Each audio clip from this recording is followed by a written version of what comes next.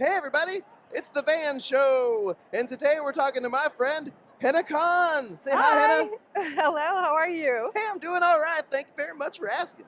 Now, Hena, you're here to tell the kids a little bit about yourself. Is that all right? Yes, Good. I'm looking forward to it. Excellent. Now, first thing we want to know is where you're from. I'm from Maryland, which is where I was born and raised. Yeah. Now, Hena, you're a writer. Yes. When did you start writing? Well, I actually started writing when I was a little kid. I love to write for fun. So I had a notebook and I wrote poems and plays, and I had a family newspaper where I wrote about things that were happening in my house, Wow, the which was Family always Gazette. fun. Sorry? The Family Gazette. Yeah, I called it the Chronicles because my last name is Khan. So yeah, I started writing at a young age and loved it.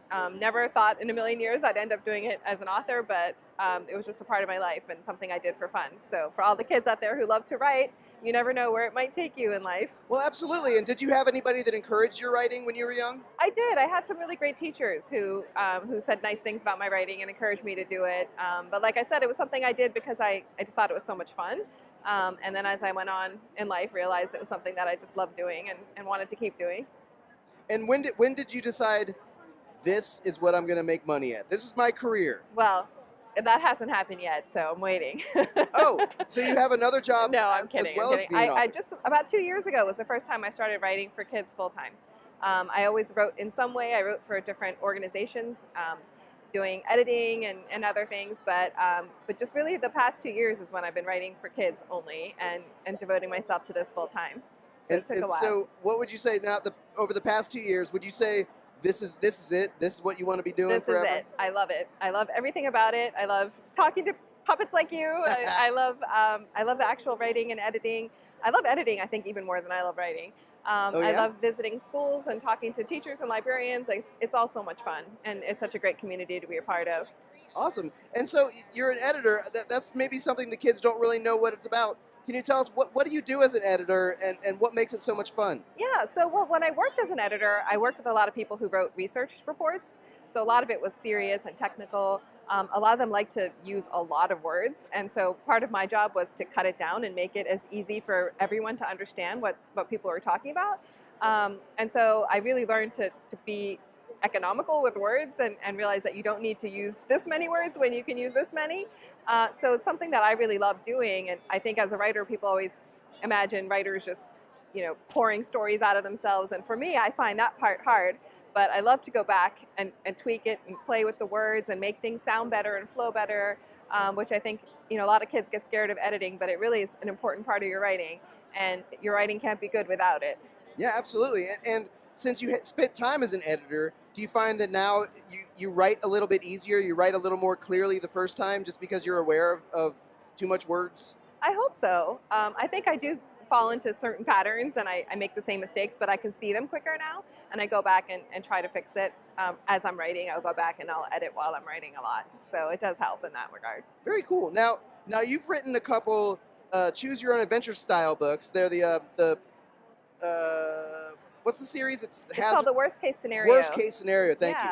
So I love choose your own adventure books. I think I've read all of them, and I love the idea you can keep reading the story and change it how you want.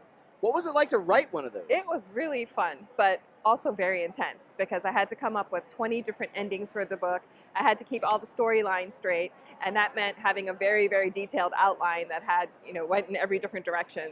So in a way, it was sort of like solving a giant puzzle, but it was a lot of fun too. And to have the reader be the main character and to have all these different things happen was exciting. And it was a little bit different, the ones I wrote, compared to the ones I read when I was growing up, which I was a big fan of too.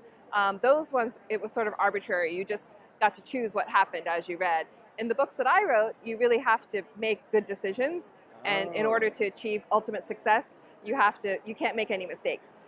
You'll still have a story, but it won't be the one you want if you make any mistakes along the way. So it was a lot of fun. I really enjoy that format. Now you brought a book with you today, and I'd like to talk about this. What's this book we have here? So this book is called Power Forward, and it's the very first book in a brand new series that I've written called Zaid Salim, Chasing the Dream.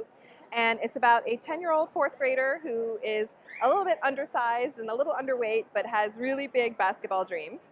And each book takes you on a part of his journey and features his wacky family and some of his adventures at home and in life, and of course centered around his journey in basketball. So I hope readers will check it out and find it as fun as I did to write it. Yeah. And this is a special book because you won an award for it. Is that right? Thank you. Yeah, it was nominated for the Bluebonnet Master List, which I'm really honored by, and some other wonderful lists around the country. So so it's been wonderful to see the response that people have had to this book. Well, and tell us a little bit about it. So in this one, Amina is a 12-year-old starting middle school for the first time. So a lot of the book centers around her friendships and her goal of overcoming her shyness and her ability to perform in front of an audience. She has a beautiful singing voice, but she's very, very stage shy. So part of her journey is overcoming that, dealing with her friendship struggles and some of the problems that we all have as kids growing up in terms of dealing with other people changing around us. And it's also a nice window into her community and her family, a Pakistani American Muslim family, and her trying to balance her culture and her day-to-day life. Well, that's awesome. Hena, I'm going to read these haikus. Okay. And we've got 30 seconds on the clock. Okay. And you're going to try to guess as fast as you can what books they're about. All right. Are you ready? I'm ready. Okay. Are you ready, Devo? Ready. Hit that timer. Okay. Girl is twisted, tossed, follows a golden path to false gods and footwear. Wizard of Oz. Done. All right. Boy has evil aunts. Magic worms grow giant peach. Escape vehicle. James and the Giant Peach. Ding ding. All right. Feed caterpillar veggies, junk food, nom nom nom, indigestion. Oh my gosh, I have no idea. Wait, say it again. Feed caterpillar veggies, junk food, nom nom nom, indigestion. Think picture help me, book. People. Help me. Think picture book. Picture books. Eating caterpillars. It's about a Very caterpillar. hungry caterpillar. Yeah, ding ding ding. Oh my There gosh, you that go. was so bad. All right, Okay. I got one more for you. Lucy discovers magic realm inside wardrobe. Siblings don't buy it. Oh, the Chronicles of Narnia. Ding, Or the ding, Lion, Witch, and the all Wardrobe. right. Yay. Well done. Well, you got 4 of them right. Okay. 4 out of 6. That's a passing grade. Hey, I agree. All right. That's passing for us. Well done. High five. Yay. Awesome. Bye, everyone.